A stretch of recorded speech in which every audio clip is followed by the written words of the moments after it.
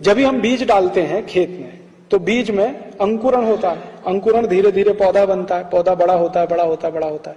आप अगर ध्यान से इस विषय को देखें और समझें तो होता यह है कि पौधा जब अंकुरित होता है और अंकुरित होने से 20-25 दिन के अंदर उसकी कैनोपी आ जाती है। कैनोपी मीन्स उसके पत्ते आ जाते हैं। अब जैसे ये पत्ते आ जाते हैं तो पौधा जमीन से भोजन लेना बंद कर देता है, तो सारा भोजन लेता है सूर्य के प्रकाश से, सारा का सारा भोजन सूर्य के प्रकाश से लेता है, जिसको हम सब लोग फोटोसिंथेसिस और जो भी कहना चाहें कहिए।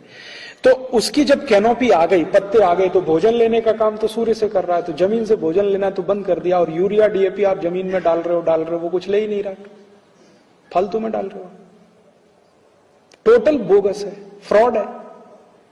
और इतना बड़ा फ्रॉड हिंदुस्तान में चल रहा है पिछले 40 साल से ग्रीन रिवॉल्यूशन के नाम पे।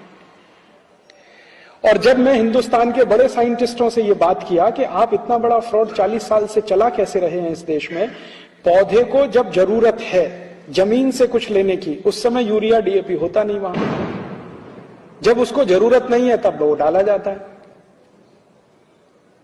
तो उन्होंने कहा हाँ बात तो आपकी सही है, तो ये चल कैसे रहा है? तो ये चल रहा है इसलिए कि ये जो यूरिया डीएपी सुपर फॉस्फेट कंपनियां हैं, इनका कमीशन ऊपर से नीचे तक बट रहा है, नेताओं से अधिकारियों तक, इसलिए ये चल रही है, इसलिए फ्रॉड भी चल रहा है, साइंटिस्ट में भी वही कमीशन बट रहा है।